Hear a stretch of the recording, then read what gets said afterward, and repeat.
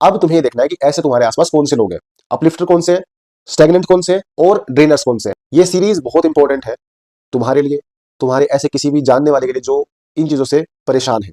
नमस्ते जनता, कैसे हैं आप सभी। मैं उम्मीद करता हूं कि आप सभी अच्छे, बेहतर और स्वस्थ होंगे। मैं भी अच्छा हूं। तो आज है नो योर सर्कल की सीरीज का चौथा पार्ट, और ये चौथा पार्ट आपके लिए बहुत इंपॉर्टेंट होने वाला है, क्योंकि अब तक जो हमारे पहले पार्ट से तीन, जिसमें हमने बात की थी आपके सोशल सर्कल के बारे में, वो आपको कैसे इफेक्ट करता है। फिर हमने बात की थी सोशल जीपीएस के बारे में, वो कैसे आपके डिसीजंस को अफेक्ट करता है, कैसे आपका फ्यूचर एक तरह से तय करता है। और तीसरे में हमने बात की थी कि आपका एनवायरनमेंट, फिजिकल एनवायरनमेंट कैसे आप पर असर डालता है। उन पार्ट्स में मैंने बात की थी आपके ऊपर कैसे असर डाला जाता है बाहरी एनवायरनमेंट से, बाहरी आपका जो भी सर्कल है उससे। अब इस पार्ट में मैं बात करने वाला हूं कि आप कैसे इसके अंदर सुधार ला सकते हैं। तो अब ये पार्ट इसीलिए इंपॉर्टेंट है क्योंकि तुम्हारे पास प्रॉब्लम्स काफी सारी हैं, पर जब उसका सॉल्यूशन मिले कि कैसे उसे सुधारा जा सकता है, तो वो इंपॉर्टेंट है। तो this part is very important for you, so you must watch it carefully and till the end. ठीक है, तो शुरू करते हैं। सबसे पहले कि आपको सबसे पहले सोशल ऑडिट पे ध्यान देना है। सोशल ऑडिट अब क्या होता है कि आपको ईमानदारी से और बिल्कुल अवेयर होते हुए अपने आसपास के जो भी लोग हैं उनको तीन श्रेणियों में बांटना है। नॉर्मल तौर पर हमारे पास तीन तरह के लोग होते हैं। पहला अपलिफ्टर्स, सेकंड ड्रेनर्स, और तीसरा जो स्टैग्नेंट होते हैं। अब अपलिफ्टर कौन से होंगे, जैसा कि इनके नाम में लिखा है, आपको लिफ्ट करने का काम करते हैं। ठीक है, आप कभी इनसे कोई बात शेयर करते हैं तो ये आपको उसके लिए प्रोत्साहित करते हैं कि हाँ भाई, तुम्हारा कुछ सपना है, जाओ उस सपने के लिए मेहनत करो, जहां पर हमारा सपोर्ट चाहिएगा हम तुम्हें सपोर्ट करने आएंगे। तो आपको देखना है कि ऐसे कौन से लोग हैं तुम्हारे आसपास जो तुम्हारे लिए ऐसा मोटिवेशन बनने का काम करते हैं, जो तुम्हें आगे बढ़ने के लिए मोटिवेट करते हैं कि तुम आगे बढ़ो, हम तुम्हारे साथ हैं। अब दूसरी बात करते हैं ड्रेनर्स के बारे में। ऐसे कुछ लोग भी होंगे, मनुष्य तो वर्ड उनके लिए यूज नहीं करूंगा, पर उनके अपने विचार होते हैं, और जब वो समझ नहीं पाते तुम्हारे सपनों को, तो कहीं ना कहीं तुम्हें रोकने वाला काम करते हैं। ठीक है, तुम्हें हमेशा याद दिलाएंगे कि क्यों तुम ये काम नहीं कर सकते हो, क्यों तुम इस काम को करने के लायक नहीं हो, और तुम कितनी बार फेल हो चुके हो, तो तुम्हें वो पीछे खींचने वाला काम करते हैं। ऐसा हम देखते हैं कई बार वो लोग खुद भी कुछ नहीं कर पाए, और अगर उन्होंने कुछ कर भी लिया है अपने लाइफ में, तो वो चाहते नहीं कि तुम आगे बढ़ पाओ, तुम अपने सपनों की तरफ जाओ। ठीक है, उसके पीछे उनके काफी सारे कारण हो सकते हैं। तीसरे तरह के लोग होते हैं स्टैग्नेंट। ये वो होंगे जो ना तो आपको प्रेरणा देने वाला काम करेंगे, ना आपको सपोर्ट करेंगे, पर ना ही आपको खींचने वाला काम करेंगे। ये बस यूं कहते हैं भाई, जिस टाइम तुम जो काम कर रहे हो इसमें तुम अच्छा कर रहे हो, क्यों इतने बड़े सपने देखने, पर तुम्हें ये काम करना है ताकि तुम इस लेवल से नीचे ना जाओ। तो इनका ये होता है कि भाई अभी जो तुम्हें मिला हुआ है उसमें खुश रहो, ये काम बनाए रखो ताकि तुम इससे नीचे ना गिरो, पर ज्यादा बड़े सपने मत देखो ताकि तुम ऊपर ना जाओ। ठीक है, तो अब तुम्हें ये देखना है कि ऐसे तुम्हारे आसपास कौन से लोग हैं, अपलिफ्टर कौन से हैं, स्टेगनेंट कौन से हैं, और ड्रेनर्स कौन से हैं। ड्रेनर्स से तुम्हें दूर रहना है, क्योंकि इनके विचार तुम्हारे दिमाग में कितना जहर घोलेंगे अपने सपने को लेकर, कितनी निराशा घोलेंगे, वो तुम समझोगे नहीं। तुम्हें बाद में पता चलेगा कि मैं कैसे लोगों के बीच में था, और उनके विचारों से कैसे मेरे विचारों पर असर पड़ा, और मैं कैसा इंसान हो गया। तो आपको कोशिश करनी है कि आप अपलिफ्टर जो लोग होते हैं उनके साथ रहें, ताकि आपका मूड अच्छा रहे, आप पॉजिटिव थिंक करें, आप बड़े सपने देखें, और आपके पास एक सपोर्ट ग्रुप भी हो जो आपको सपोर्ट करने के लिए तैयार हो whenever you need। इसके अलावा फिर सेकंड स्टेप की बात की जाए तो वो है कि आप अपने फिजिकल एनवायरनमेंट में क्या चेंज कर सकते हो। फिजिकल एनवायरनमेंट में जैसे कि मान लेते हैं आपका रूम है, आप अपने रूम को कैसे मैनेज रखते हैं, आप जहां पर काम करते हैं आप उस वर्क प्लेस को कैसे मैनेज रखते हैं। क्या वहां पर ऐसी कुछ चीजें हैं जो तुम्हारा ध्यान भटकाने का काम करती हैं, या वहां पर वो चीजें हैं जो तुम्हें मोटिवेट करने का काम करती है कि जो तुम्हारा सपना है तुम उसकी तरफ आगे बढ़ रहे हो या नहीं बढ़ रहे हो। अब तुम्हें अगर अपना वर्क प्लेस भी अच्छा चाहिए तो उसके लिए तुम क्या कर सकते हो, उसके लिए तुम कर सकते हो कि जैसे जो तुम्हारा गोल है उस फील्ड में जो भी सक्सेसफुल लोग हैं तुम उनके पोस्टर लगा दो अपने सामने, तुम उनके कोट्स लगा दो, तुम अपना सपना सामने लिख दो कि मुझे इनकी तरह बनना है, मुझे इनकी तरह सक्सेस होना है, मुझे इनकी तरह कुछ सोसाइटी में चेंज लेके आना है।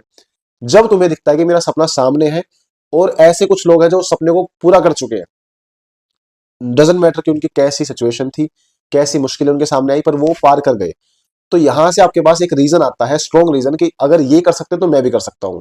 तो जब आपको ऐसी मोटिवेशन मिल रही है तो आपको ऐसा करना चाहिए। आपको उस चीज से बचना है कि आप अपने वर्क प्लेस पर ऐसा कोई सामान ना रखें, ऐसी कोई चीज ना रखें जो आपका ध्यान भटकाने वाला काम करे। समझ में आया। इसके बाद फिर आप क्या कोशिश कर सकते हैं कि आप अपना एक ऐसा स्पेस बनाएं अपने घर में या अपने वर्किंग प्लेस पर जहां आप सोच सके। आपको शोरगुल से दूर बैठना है, शांत बैठना है, ताकि आप कुछ समय अपने फोन से दूर, अपने काम से दूर, अपनी फैमिली से दूर, अपने फ्रेंड से दूर, आप बैठे सिर्फ अपने साथ। ठीक है, जहां तुम सोच पा रहे हो कि जो भी तुम कर रहे हो वो क्यों कर रहे हो और क्या नहीं कर रहे हो, ताकि ऐसा सोचना तुम्हें उस डायरेक्शन में गाइड करे कि तुम्हें क्या करना चाहिए क्या नहीं करना चाहिए। दिन में कम से कम 10 से 20 मिनट अपने साथ बिताना शुरू करो, ये बहुत जरूरी है। हम कभी भी अपने आप को अकेला छोड़ते नहीं है। हम या तो कभी अपने काम में लगे रहेंगे, कभी बाहर चले जाएंगे, कभी दोस्तों से बात करते रहेंगे, कभी टीवी देख लेंगे, कभी वेब सीरीज देख लेंगे। कभी अगर आप अपने साथ अकेले नहीं बैठते हो तो मुझे बताओ कि तुम्हारे दिमाग में कैसे सेल्फ इंट्रोस्पेक्शन का थॉट भी आएगा कि मैं अपने साथ भी बैठ सकता हूं। पर ऐसे लोग काफी परेशान रहते हैं जो अपने साथ नहीं बैठते, क्योंकि ये हमेशा एस्केप ढूंढते हैं। फिर जब इनके सामने कोई इमोशनल दिक्कत आएगी तो एस्केप ढूंढेंगे कि मैं किसी और से इसका आंसर पूछ लूं, किसी और के पास चला जाऊं, ऐसा कर लूं वैसा कर लूं। क्योंकि इन्हें पता है कि अगर मैं अकेला बैठा तो मेरे दिमाग में आएंगे थॉट्स, ओवर थिंक करूंगा।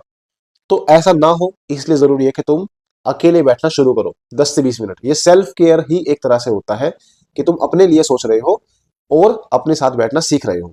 एक बोनस पॉइंट, अगर तुम यहां देख रहे हो कि तुम्हें अपना सर्कल क्रिएट करना पड़ रहा है, और ऐसा भी होगा कि सर्कल में कई बार फिर लोग, क्योंकि लोग बदलते रहते हैं तो उनकी थिंकिंग चेंज हो सकती है, तुम्हारी चेंज हो सकती है। तो तुम्हें ये देखना है कि ये जो सर्कल है, जो ये साइकिल है, ये बार बार चलती रहेगी। ऐसा नहीं है कि तुमने एक बार बस अपना एक ग्रुप बना लिया और वो तुम्हारे साथ लाइफ टाइम तक रहेगा। ऐसा नहीं है।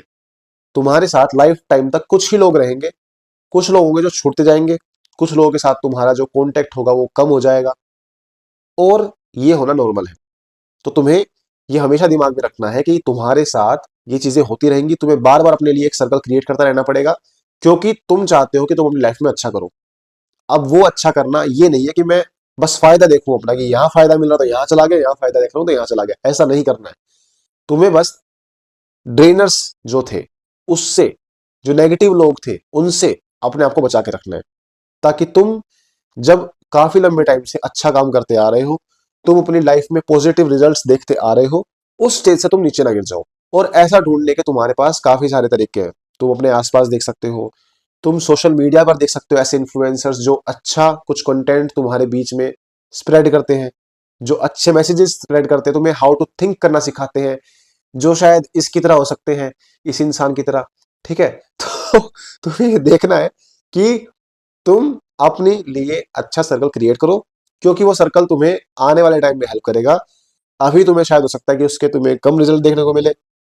अच्छे काम के रिजल्ट स्टार्टिंग में बिल्कुल बोरिंग लगते हैं, बिल्कुल नेग्लिजिबल लगते हैं, पर जब तुम पेशेंस के साथ लंबे टाइम तक अपना सही काम करते रहते हो तो तुम्हें अपने अंदर वो चेंजेस दिखाई देते हैं, कि तुम्हारे अंदर पॉजिटिविटी आ रही है, तुम्हारे अंदर सेल्फ कॉन्फिडेंस आ रहा है, तुम्हारे अंदर सेल्फ केयर आ रही है, तुम्हारे अंदर सेल्फ लव आ रहा है, तुम्हारे अंदर एम्पैथी आ रही है, तुम्हारे अंदर अच्छी वैल्यूज का आना हो रहा है। समझे? इसके अलावा जो लास्ट तुम तीसरी इंपॉर्टेंट चीज कर सकते हो वो ये है कि तुम अब तक शुरू के 3 पार्ट्स में एक प्रोडक्ट थे, ठीक है, जिसके ऊपर लोग आ रहे थे, जिसके ऊपर सर्कल आ रहा था, जिसके ऊपर ग्रुप आ रहा था, जिसके ऊपर फिजिकल एनवायरनमेंट आ रहा था और अपना असर डाल दे रहा था। तुम इस स्टेज से आ सकते हो आर्किटेक्ट की स्टेज पे, जहां तुम सब कुछ बिल्ड कर रहे हो कि तुम्हें अपना सर्कल कैसा चाहिए, तुम्हें अपना फिजिकल एनवायरनमेंट कैसा चाहिए, तुम्हें अपनी लाइफ कैसी चाहिए, तुम्हें अपनी लोकेलिटी कैसी चाहिए। इसमें से कुछ चीजें ऐसी होंगी जहां पर तुम्हें एडजस्ट करना पड़ेगा, पर काफी सारी चीजें ऐसी है जहां पर तुम अपने हिसाब से डिसीजन मेक करके स्ट्रॉन्ग विल के साथ अपने लिए एक अच्छा सर्कल क्रिएट कर सकते हो। ठीक है, फॉर एग्जाम्पल मान लेते हैं कि तुम अभी स्कूल में जाते हो, और स्कूल में जाने पर तुम्हें देखते हो कि तुम्हारी क्लास में आधे बच्चे हैं, या मान लेते हैं तुम्हारी क्लास में 40 बच्चे हैं, जिसमें से 30 बच्चे जो हैं फालतू की बकैती करते हैं, क्लास के अंदर बदतमीजी करते हैं, दूसरों पे टोंट कसते हैं, टीचर से बदतमीजी करते हैं, ठीक से बात नहीं करते हैं, टाइम पे अपना काम नहीं करते हैं, और एटीट्यूड भाई साहब दुनिया पार का। ठीक है, अब तुम वहां देखते हो कि ऐसे सेम क्लास में कुछ बच्चे ऐसे भी हैं जो इतना सब होने के बावजूद अपना काम टाइम पे कर रहे हैं, ठीक से बात करते हैं, रिस्पेक्टफुल तरीके से रहते हैं, ना कभी किसी को टोंट करते। अब तुम ये बताओ कि सेम लोकेलिटी में, सेम एनवायरनमेंट में ये बच्चे भी हैं और ये बच्चे भी हैं। तुम्हें अब चूज करना है कि तुम किस में जाकर बैठोगे। क्या तुम भीड़ देखकर या मजा देखकर यहां जाओगे, या तुम एक अच्छा कॉर्नर देखकर यहां आओगे। हमारे पास हमेशा ये चॉइस होती है, हमारे पास हमेशा ये डिसीजन मेक करने की पावर होती है कि हम चुने कि हमें किस साइड जाना है। अब मैं ये नहीं कह रहा हूं कि यहाँ पे कुछ फायदे या नुकसान नहीं होंगे, बिल्कुल होंगे, पर अगर आप सही डिसीजन लेते हैं तो वहां पर तुम्हारे पास सेटिस्फेक्शन होगी, तुम्हारे पास कॉन्फिडेंस होगा कि तुमने अपने लिए डिसीजन लिया। और जब तुम सही डिसीजन लेते हो और उससे जब तुम्हारे ऊपर और तुम्हारे लिए सही रिजल्ट्स आते हैं, तुम्हें वहां से कॉन्फिडेंस और तुम्हारा बूस्ट होता है। ठीक है, ये मेरी अपना खुद की अपनाई हुई एक चीज है जो मैं तुम्हें दे रहा हूं, शेयर कर रहा हूं तुम्हारे साथ कि ऐसा करो। अपनी लाइफ में डिसीजंस लो, अपनी कंपनी चूज करो, अपना सर्कल चूज करो। डजंट मैटर कि दुनिया तुम्हें क्या बोले, तुम्हें अपने लिए सही लोग लेने हैं, सही ग्रुप चुनना है, ताकि वो ग्रुप और तुम एक साथ आगे बढ़ पाओ और अपने आसपास भी ये पॉजिटिव एनर्जी तुम क्रिएट करो, फैलाओ कि हाँ ऐसा भी हम कर सकते हैं। समझ में आ रही बात? तो आज की वीडियो में था इतना ही। नेक्स्ट वीडियो में हम बात करेंगे कि अब जो हमने बात कर ली है कि हम अपने अंदर सुधार कैसे ला सकते हैं, इन सुधारों को हम कैसे लंबे टाइम तक कायम करें, कैसे लंबे टाइम तक हम इन पे कंसिस्टेंटली काम कर पाए, ताकि ये सुधार हमें बेहतर होने के लिए हमेशा मदद कर देना है। ये सीरीज बहुत इंपॉर्टेंट है तुम्हारे लिए, तुम्हारे ऐसे किसी भी जानने वाले के लिए जो इन चीजों से परेशान है। समझे?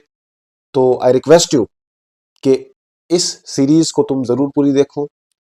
अगर तुमने ये पार्ट पहले देखा है तो पहले वाले पार्ट्स भी देखो, ताकि तुम समझ पाओ कि किस कंटेक्स्ट में बात हो रही है। और प्लीज ये वीडियोस को शेयर किया करो।